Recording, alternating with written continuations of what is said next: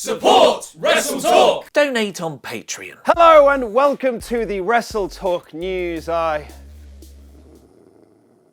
didn't touch you, EC3, I swear.